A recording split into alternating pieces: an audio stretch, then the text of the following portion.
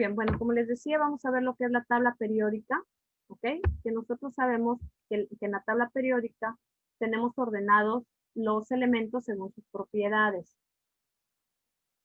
Si nosotros hacemos una recapitulación de los elementos, pues recordando la historia de la química, pues sabemos que hace 450 años antes de nuestra era, ya se hacía referencia a estos términos elementos, cuando hablábamos del átomo, ¿no? Desde Leucipo, Demócrito, en Grecia, ¿no? Pero dependiendo cada cultura, la palabra elemento tenía un significado diferente. Como bien recordamos, en Grecia, bueno, nos hablaban de 4 elementos básicos, que ellos eran, que la unión de todos ellos eran lo que nos daban las diferentes sustancias. ¿Y cuáles eran estos elementos? El agua, el fuego, el aire y la tierra, ¿no? Hablando de la cultura griega. Pero si nosotros nos vamos a la cultura egipcia, recuerden que ahí ya no nos hablaba de aire, nos hablaba de viento, ¿ok? Entonces era aire, fuego, viento y tierra, ¿no? Entonces cada cultura tenía sus elementos representativos, ¿no? No eran los mismos para todas las culturas. Esto hablando de la historia antigua, ¿ok? La historia antigua de la química. Después, cuando ya hablamos de la definición científica de elemento, pues es establecida por Robert Boyle en 1661. Recuerden que Robert Boyle nos habla, se le da el nombre del padre de la química, ¿ok? Por esta parte que enuncia la energía cinética, los cambios de estado en los gases. Bueno, y nos dice que la primera definición, pues nos nombra el elemento como una sustancia simple. 100 años después, pues Lavoisier, aparte de los elementos, incluye a la luz y al calórico como un elemento, ¿no? El calórico que se suponía que era una especie de fluido que transportaba calor. Y recuerden que aquí, este calórico, ¿dónde aparece? En la teoría del flogisto. Recuerden que en la historia de la química, pues tenemos la teoría del flogisto, que nos decía que todas las sustancias que prendían fuego, que hacían combustión, era porque tenían flogisto y a través del calórico transportaban este calor, ¿no? Entonces, bueno, Lavoisier, que derroca esta teoría del flogisto con su ley de la conservación de la materia, incluye también a la luz y al calórico como uno de los elementos. Al día de hoy, recuerden que conocemos 118 elementos, la mayoría de la naturaleza, que se encuentran en estado libre en la naturaleza, pero también encontramos elementos que ya fueron sintetizados por el hombre en laboratorio, ¿no? Y aquí les hago una pregunta, y esta es una pregunta abierta. ¿Ustedes creen que exista la posibilidad de descubrir o de sintetizar algún elemento más? ¿Qué opinan? Yo pienso que sí, maestra. Igual pienso que sí. Y maestra, hay Igual opino que sí, muchos maestra. ¿Por qué? sin descubrir. Porque en el mundo hay muchos lugares que todavía no se han descubierto. Y posiblemente ahí pueda haber algunos de estos. O que el hombre en el futuro pueda crear unos diferentes. Muy bien, Yeshua. ¿Alguien más? Que se puedan crear con lo, o sea, pues con lo que tienen diferentes, pues, diferentes elementos, se puede decir, porque hay un montón más por descubrir que pues tal vez estén escondidos y pues nosotros no sabemos. Así es. Muy bien, ¿alguien más? ¿Alguien quiere enriquecer lo que nos dijo Yeshua y Esaú? Pues hasta la fecha, ¿no? Y ahorita vamos a ver con la forma de la evolución de esta tabla periódica, cómo es que se fueron descubriendo. Y lo mismo, todo es una constante evolución, como bien dice, ¿no? Cada vez estamos investigando y investigando más, como bien nos dice Yeshua, todavía no conocemos en la totalidad ni siquiera el planeta Tierra. Ahora imagínense en el universo, ¿no? ¿Cuánto nos falta por descubrir? Entonces, pues yo creo también que nos hace falta encontrar un sinfín de elementos, ¿no? Bien, pues vamos a estudiar la tabla periódica, ¿ok? La tabla periódica actual. Recordamos que esta tabla periódica actual se agrupa en elementos químicos. Estos elementos químicos se representan por símbolos. Y les pregunto, ¿qué es un símbolo químico? ¿Qué es un símbolo químico, jóvenes?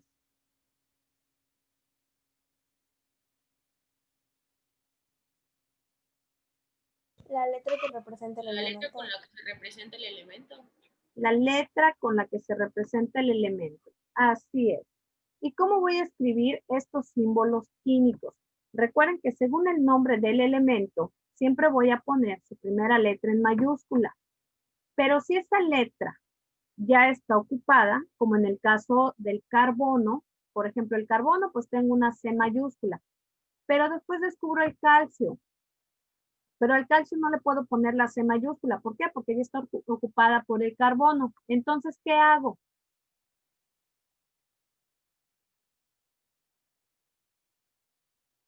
¿Qué hago si al calcio no le puedo poner como símbolo la C mayúscula? Se le pone la siguiente letra. Se le pone la segunda letra, pero en minúscula. ¿Ok? Aquí es muy importante que respetemos mayúsculas y minúsculas porque cuando nosotros creamos compuestos químicos, voy a ver si esas letras son mayúsculas, significa que son dos elementos diferentes, pero si esas letras están juntas, si es una mayúscula y una minúscula, significa que es solo un elemento, ¿correcto? Entonces, de ahí la importancia de respetar mayúsculas y minúsculas.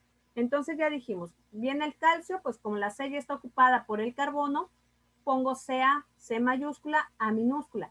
Pero después encuentro el cadmio, que tengo la C y tengo la A, pero ya está ocupada por el calcio. Entonces, ¿qué hago? Ponga la tercera letra en minúscula. Entonces, por eso el cadmio es CD, ¿ok? Y así lo vamos ordenando estos símbolos. Estos símbolos químicos representan el átomo del elemento, ¿ok? Y está ordenada por su masa atómica. Pero esa masa atómica que aparece en tu tabla periódica debajo del símbolo, recuerda que es el promedio de la masa atómica de los isótopos, ¿no? Por ejemplo, nosotros ya sabemos que el hidrógeno tiene 3 isótopos. El hidrógeno con 0, que es un isótopo que tiene igual número de protones, de electrones, pero lo único que va a cambiar son los neutrones dentro del átomo. Y el hidrógeno tiene 3 isótopos. El isótopo que tiene 0 neutrones, con 1 neutrón y con 2 neutrones. Se hace el promedio de estas masas y es el que va a aparecer en tu tabla periódica, ¿ok? Así como los 2 del cloro, ¿ok? Los 2 del magnesio, bueno, pues de esa manera. Ahora, ¿cómo están ordenados estos elementos? Se ordenan mediante sus propiedades químicas, ¿ok? Que son consecuencia del número atómico y de su configuración electrónica, de ahí la importancia de la configuración electrónica. ¿Cuáles son estas propiedades? Pues el radio atómico, el radio iónico, la energía de ionización, la electronegatividad, ¿ok? ¿Cómo vamos a hacer, cómo llegamos a la tabla periódica actual? Bueno, se fue construyendo, ¿ok? Conforme se fueron descubriendo, conforme se fue teorizando, pues encontramos diferentes tablas periódicas, por ejemplo, la tríada de Dobereiner, las octavas de Newlands, la ley periódica de Mendeleev y la tabla periódica actual, que es la larga.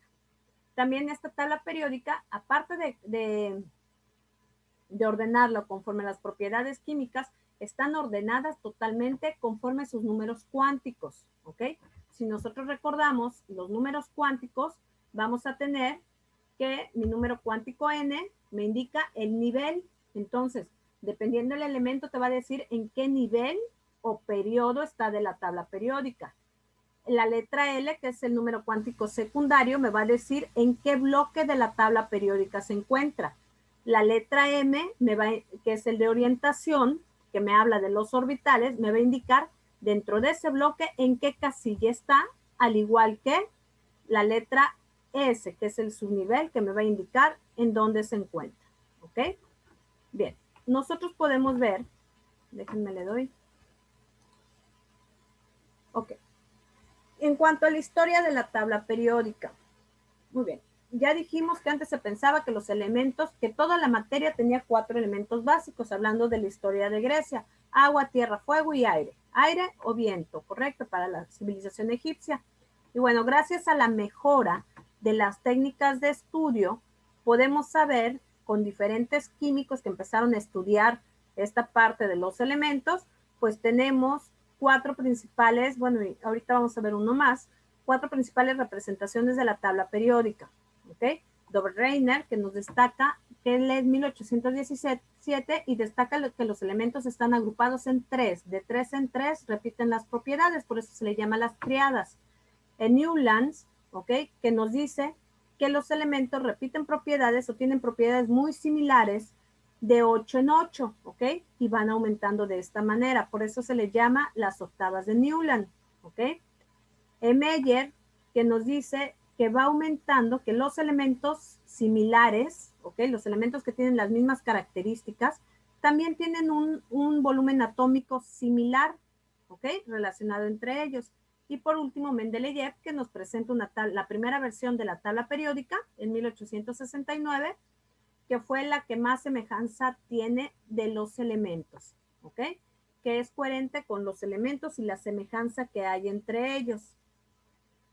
Bueno, y regresamos aquí arriba, nos dice, gracias a la mejora de técnicas de experimentación nos dimos cuenta que la materia es más compleja que de lo que nos parece, ¿ok?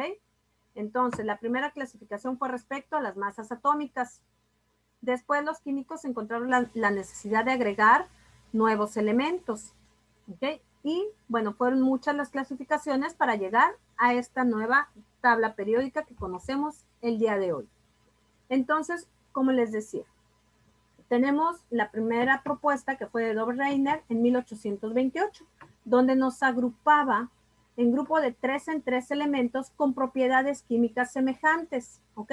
Y que sus propiedades físicas variaban de manera ordenada de acuerdo a sus masas atómicas, ¿ok? Conforme iba incrementando la masa, estas propiedades físicas también iban variando. Después, en 1863, nos habla de Newlands, ¿ok? Newlands nos dice que ordena estos elementos con base a sus masas atómicas y observa que cada octavo elemento tenía propiedades similares al primero, ¿no? O sea, cada octavo elemento, yo tenía aquí mis 8 elementos y veía que el último tenía propiedades al primero, pero esta teoría fue descartada.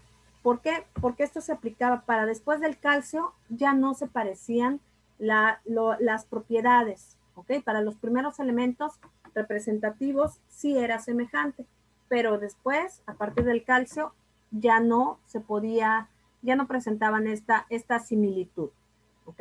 En 1869, 6 años después, pues Mendeleev ordena los elementos de acuerdo con la repetición regular y periódica de sus propiedades. De hecho, en esta tabla, Mendeleev nos deja espacio para los nuevos elementos que se pudieran encontrar, ¿ok? Según sus masas.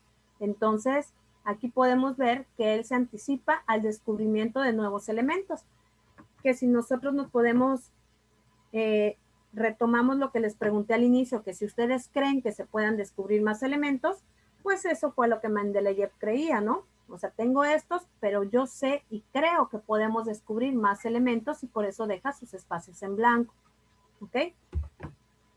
Después, en 1869, a la par de Mendeleev, ¿ok? Mendeleev es ruso, ¿ok? En Alemania, Meyer también está clasificando los elementos según sus masas, aquí podemos ver, y él coincide con la clasificación de Mendeleev, ¿no? Entonces, fíjense, uno en Rusia, el otro en Alemania, los dos están clasificando sin tener comunicación y llegan a la misma clasificación, ¿ok? En 1913, 50 años después, Moseley descubre que el número atómico aumenta en el mismo orden de la masa atómica periódica, ¿ok? Conforme va aumentando la masa atómica, se ve que el número atómico también va aumentando. Todo esto, recuerden que ya es con conocimiento del átomo y de las subpartículas atómicas, ¿ok? Entonces los científicos se van basando en los nuevos descubrimientos de las teorías atómicas para ir moviendo y para ir organizando, ¿correcto? Y en 1949, hace casi 70 años, Seaborg descubre y aísla 10 elementos químicos transuránicos, ¿ok? Con el número atómico superior a 92, ¿ok? Que aquí los podemos ver, ¿ok? Aquí podemos ver los elementos. Aparte de que es el primero en que propone la serie de los actínidos y él es el que contribuye a la clasificación actual de nuestra tabla periódica. Esta es la clasificación actual, la común, que conocemos de la tabla periódica. Entonces, según sus masas atómicas, sus propiedades, es como tenemos distribuidos estos elementos a través de ella. Nosotros podemos ver que son 18 columnas y estas 18 columnas se dividen en familia A, las dos primeras columnas, y de la columna 13 a la 18 son la familia representativa, que son la familia A. En el centro de la columna 3 a la 12 es la familia B, ¿ok? Y de aquí se separan la serie de los lantánidos y de los actínidos, que también es familia B, ¿ok? Si nosotros relacionamos esta tabla periódica con mis números cuánticos, que como les decía, los números cuánticos son los que les dan las propiedades al átomo, vamos a ver que las dos primeras familias, si yo sacara la configuración electrónica de cada uno de estos elementos, veríamos que la configuración electrónica para las dos primeras familias corresponden al número cuántico S, al bloque S. La configuración electrónica para la columna 13 o 18, que es de la familia 3A a la 8A, veríamos que la configuración electrónica terminal sería en P. Y aquí sería todos los que están en la familia 3A o columna 13, sería P1, P2, P3, P4, P5, P6, ¿ok? Su terminación. Igual para la familia, para los metales de transición, que es el bloque D, y la serie de actánidos y lantínidos, que son las tierras raras, serían el bloque F, ¿ok? Y de esta manera, según su configuración electrónica, es como están ordenados. Recuerden que tenemos 7 periodos. Estos 7 periodos son los niveles energéticos, el valor de N, ¿ok? Bien, vamos a relacionar los números cuánticos entonces con la tabla periódica.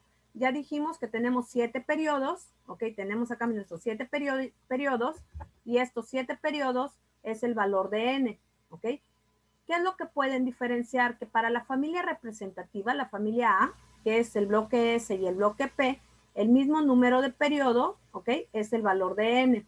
Ahora, para la familia D, si nosotros vemos en nuestro diagrama de máxima simplicidad, ¿ok? De dónde sacamos nuestra configuración electrónica, nuestro diagrama de Aufbau, vamos a ver que el bloque D aparece a partir del nivel 3. 3 de 10, 4 de 10, ¿recuerdan? 3 de 10, 4 P6, 5 S2, entonces aparece en el 3. Entonces, por eso el D aparece en el número cuántico 3. La N es 3, 4, 5 y 6, que es donde aparece mi letra D. Y para la F, ustedes van a ver en ese diagrama que tenemos 4F y 5F. Estos son los valores de la letra N en mi tabla periódica. Los valores de la letra L, que es el subnivel, que lo acabamos de decir en la otra tabla. Entonces es por bloques. Todos esos subniveles, las dos primeras familias corresponden al subnivel S. La familia 3 a 8A o columna 13 a 18 corresponde al subnivel P, que tiene un valor de 1. Los metales de transición familia D o bloque D tiene un valor de 2 y la F, el subnivel F, tiene un valor de 3, ¿ok? De ahí nos vamos a ir a los valores de los orbitales. Recuerden que cada valor de orbital depende del valor de la L, ¿ok? Entonces la S pues siempre va a tener 0, pero en cambio la P, recuerden que tengo P1, P2, P3, ¿ok? 3 orbitales, pero los 3 orbitales primero positivos y después negativos, conforme voy llenando gráficamente, en la configuración gráfica. Entonces por eso tengo -1, 0, +1 para los espines positivos y -1, 0, 1 para los espines negativos.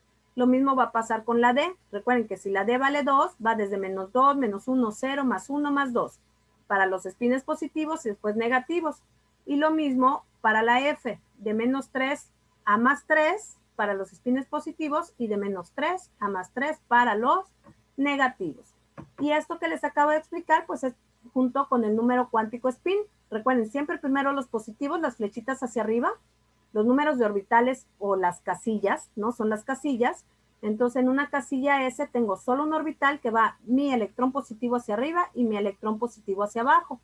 Para el P, que tengo 3 orbitales,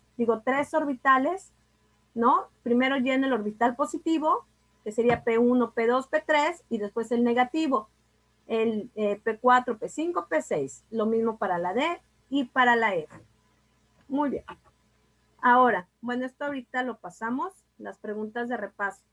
A ver, de aquí, el concepto de elemento en las civilizaciones antiguas incluía, inciso A, helio, fuego, aire, agua y viento. Inciso B, agua, tierra, fuego, aire, éter, tiempo, espacio, alma y sensaciones. Inciso C, fuego, aire, tierra y agua. O inciso D, calor, aire, luz, agua y tierra.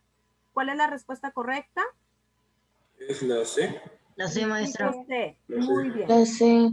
Así es, muy bien, inciso C. ¿Cuál fue la primera definición que se le dio a la palabra elemento? Inciso A, compuesto químico. Inciso B, sustancia química. Inciso C, sustancia simple. O inciso D, sustancia terrestre. ¿Cuál fue? C. La C, muy bien, sustancia simple. ¿Cuántos elementos contiene la tabla periódica actual? 118. 118, muy bien. Ahora, ¿qué relación hay entre el número atómico y la masa atómica según las aportaciones de Moseley? Que aumentan equitativamente o algo así. Así es, muy bien, Edwin. ¿Ok? Son directamente proporcionales, o sea, va aumentando, aumenta uno, aumenta el otro, disminuye uno, disminuye el otro. Muy bien. Y por último, ¿qué par de científicos coincidieron al clasificar los elementos de la tabla periódica? Meyer y Newlands, Doberan y Moseley, Seaborg y Mendeleev, o Mendeleev y Meyer. La D, maestra. La Mendeleev. La D. Muy bien, chicos, Mendeleev y Meyer. Recuerden que Mendeleev en Rusia y Meyer en Alemania. Muy bien. Entonces, en base a esto, vamos a ver las propiedades periódicas. Estas propiedades periódicas son las características que tienen los elementos y van a variar en forma a grupos y familias, ¿ok? ¿Qué podemos ver de estas propiedades? Poder reductor, poder oxidante, carácter metálico, radioatómico, afinidad electrónica, electronegatividad, energía de ionización. Vamos a ver. Conforme al carácter metálico, si nosotros vemos, tienen mayor carácter metálico y características hacia la izquierda. Los que están en la familia 1 tienen mayor carácter metálico que los que están en la familia 7 o la familia 8. Y dentro de este mismo grupo, los que están abajo, por ejemplo, el francio, tiene mayor carácter metálico que un sodio. ¿Ok? El radio atómico igual va aumentando de izquierda a derecha y de arriba hacia abajo. Bueno, aquí lo podemos ver. Vamos a describir cada uno de ellos. El radio atómico. Si nosotros hablamos de matemáticas, ¿cómo encuentro el radio de una circunferencia? ¿Qué es el radio de una circunferencia? La mitad de su diámetro. La mitad del diámetro. ¿Y cómo lo expresas? ¿De dónde a dónde va? Del centro a los extremos. Del centro a un segmento de la circunferencia. Muy bien. Lo mismo va a pasar aquí como en el átomo. Va a ir del núcleo atómico a el último nivel energético. ¿Ok? ¿Y cómo lo voy a medir? Bueno, me dice el radio atómico identifica la distancia que existe entre el núcleo y el orbital más externo. ¿Ok? Y es posible determinar mediante él el tamaño del átomo. Ahora, si nosotros podemos ver, el radio atómico es mayor en la familia 1 que en la familia 8 y es mayor en el periodo 6 o 7 que en el periodo 1, ¿ok? De esta manera va aumentando. Ahora me dice, los aniones, recuerden que los aniones son las moléculas, los elementos que tienen ya carga, un átomo con carga. Entonces, cuando es un anión, ¿ok? Significa que está cargado negativamente, o sea, aceptó un electrón. Entonces, al aceptar un electrón, su radio atómico va a aumentar. Y los cationes son los que ceden electrones. Entonces, obviamente, al desprenderme de un electrón, disminuye mi radio atómico. La electronegatividad. Esta electronegatividad es muy importante porque me habla de la fuerza de atracción que tiene un átomo sobre los electrones de otro átomo, ¿ok? Aquí me habla de un enlace covalente, pero también puede ser de un enlace iónico. Ejemplo, tengo dos Imagínense que cada elemento que tengo aquí son dos niños. Un niño que no tiene mucha fuerza llamado Sodio, Nacho, y un niño que tiene mucha fuerza llamado Felipe. Y Nacho tiene una paletita, que esa paletita fuera el electrón. Llega Felipe y se la quiere jalar de la mano. Entonces, por mucha fuerza que ponga Nacho, pues Felipe tiene más fuerza, se la va a quitar, ¿no? Entonces, de esa manera se comportan los átomos. Si yo uno al sodio con el flúor, ¿ok? El flúor le va a arrancar el electrón, le va a ceder el electrón, ¿ok? Es la fuerza que él tiene para jalar estos electrones. Entonces, de esta manera vamos a encontrar la electronegatividad. Pero si, por ejemplo, tengo a un Carlos y tengo a una Sofía, que los dos tienen la misma cantidad de fuerza, ninguno se va a quedar con la paletita, ninguno se va a quedar con el electrón, sino simplemente pueden compartir y ahí ya sería un enlace covalente, ¿ok? Entonces, ¿para qué me sirve esta electronegatividad? Para formar los enlaces químicos, ¿ok? Es la fuerza en que unos van a ceder, quién lo va a quitar, ¿ok? La fuerza con el que va a jalar estos electrones del otro elemento. ¿Y cómo voy a aumentar? La electronegatividad aumenta de izquierda a derecha en el mismo periodo y de abajo hacia arriba en el mismo grupo. O sea, veanlo, en el mismo grupo los de abajo tienen menor valor de electronegatividad que los de arriba, ¿ok? Y en el periodo los de la izquierda tienen menor que los de la derecha. Entonces, resumiendo, las electronegatividades pueden utilizarse para predecir el tipo de enlace que tendrá un compuesto. Cuando se combinan dos elementos, ¿ok? Cuando nosotros combinamos dos elementos de amplia diferencia de electronegatividades, por ejemplo el sodio que tiene 0.9 y el flúor que tiene 4, estamos hablando que resulta un compuesto iónico. Y cuando los elementos son no metálicos y la diferencia es mínima, por ejemplo el nitrógeno y el oxígeno, que es mínima la diferencia de electronegatividad y son dos no metales, hablaremos de un enlace covalente, ¿ok? También un enlace covalente polar. ¿Por qué? Porque hay diferencia de electronegatividades. Pero en cambio, si la diferencia de electronegatividad es 0, por ejemplo, o muy, muy pequeña, por ejemplo, el carbono y el azufre, que los dos tienen electronegatividad 2.5, estamos hablando de un enlace covalente no polar, ¿ok? O muy pequeño como el azufre y el selenio, que es 2.4 y 2.5, es un enlace covalente no polar, ¿correcto? Entonces, para eso podemos utilizar las electronegatividades.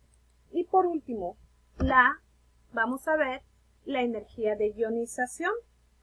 Esta energía de ionización, también conocido como potencial de ionización, es la energía mínima medida en kilogramos, en kilojoules sobre mol, que se requiere para retirar un electrón de un átomo al estado gaseoso, ¿ok? Me dice que esta es la cantidad, la energía de ionización, es la cantidad de energía requerida para eliminar los electrones menos retenidos por un átomo que se halla en su estado fundamental, ¿ok? A esto también se le llama primera energía de ionización. Y la magnitud de la energía de la ionización es una medida de qué tan fuertemente está unido el electrón al átomo.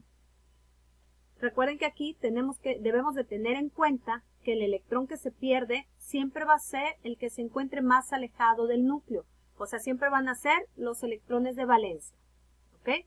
De ahí la importancia de que en mis configuraciones electrónicas nosotros detectemos quiénes son los electrones de valencia, porque ellos son los que siempre entran en juego al formar enlaces químicos o al ceder los electrones, en este caso la energía de ionización.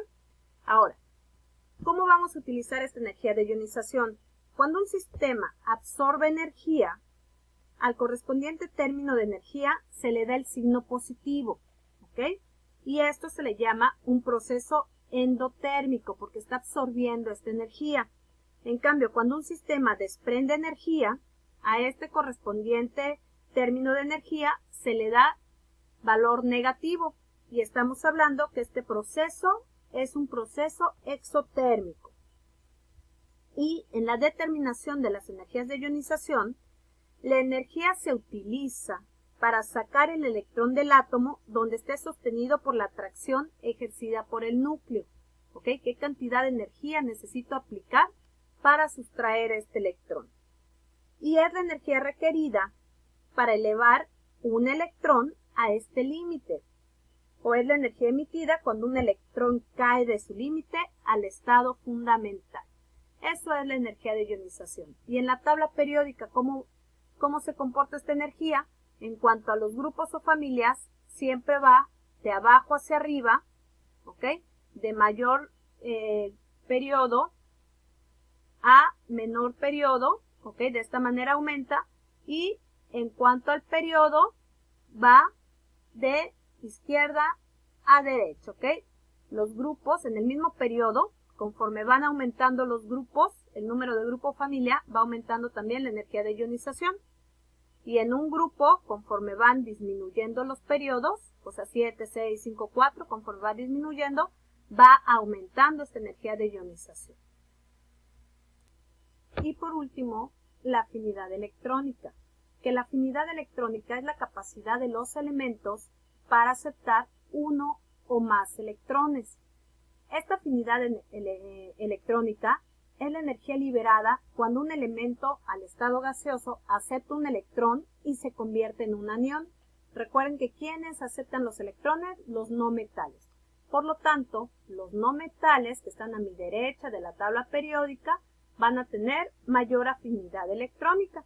Es por eso que volvemos a decir, la afinidad electrónica se refiere al cambio de energía asociado con el proceso en el cual un electrón se agrega a un átomo gaseoso en su estado fundamental.